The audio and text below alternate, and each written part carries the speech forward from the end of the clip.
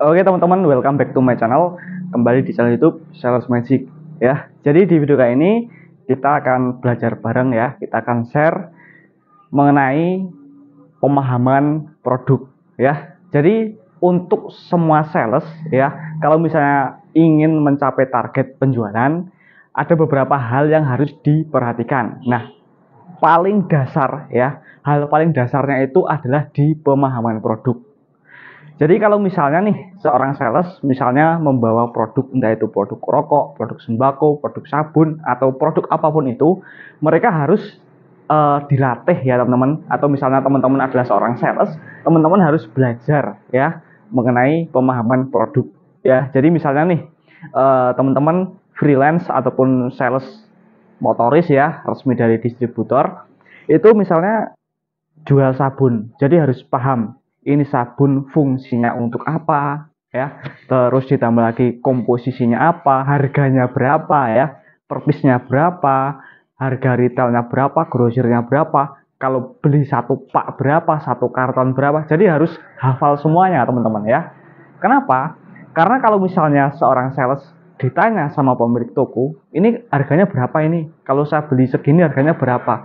Kalau misalnya istilahnya kok gelagapan ya teman-teman, maka tingkat kepercayaan calon pembeli itu akan menurun. Nah ini gimana salesnya aja nggak paham sama produk yang dijual ya? Gimana orang mau percaya seperti itu? Jadi penguasaan produk itu sangat penting. Jadi kalau misalnya kamu seorang owner brand ya ingin mendistribusikan produk secara offline ya, jadi yang harus di training pertama kali adalah pemahaman produknya ya, harus benar-benar paham ya.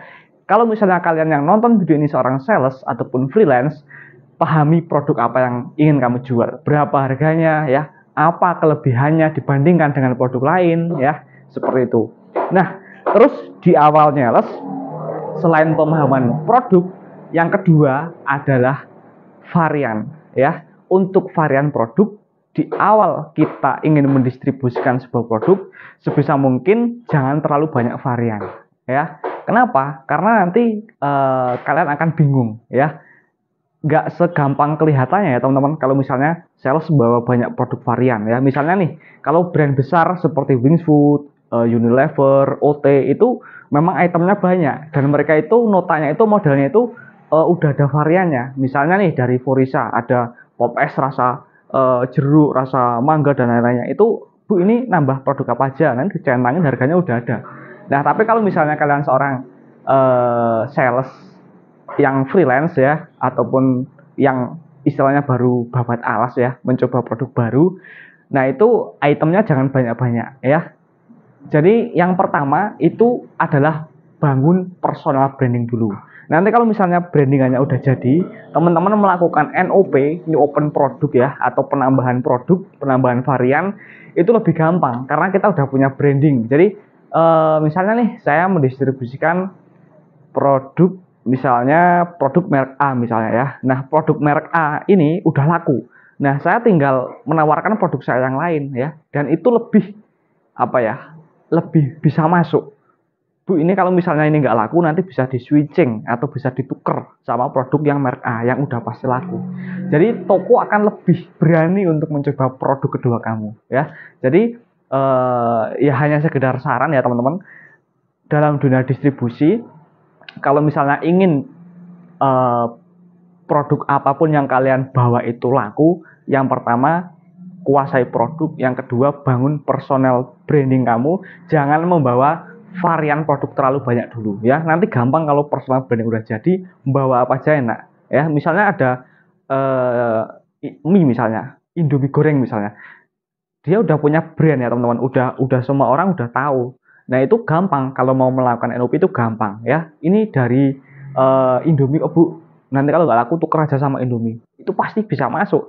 Rokok misalnya dari Jarum Super ini, produk dari Jarum Super Bu, ini kalau nggak laku bisa di switching sama yang merek yang ini, seperti itu ya. Itu contohnya ya. Jadi kalau misalnya personal branding udah jadi ya, kita istilahnya udah apa ya, udah dikenal seperti itu, dan personal brandingnya udah jadi, itu tingkat kepercayaan orang untuk membeli produk dari brand tersebut ya, itu juga semakin tinggi juga, sehingga kita melakukan memasukkan produk apapun, menawarkan produk apapun ya, kita udah berani ya, seperti itu. Dan memang kalau misalnya di awalnya les, kalau toko itu banyak variannya itu bingung ya, apalagi kok kalian merekrut sales atau kalian seorang sales yang masih baru ya, itu memang bingung teman-teman ya, untuk kalau itemnya terlalu banyak seperti itu.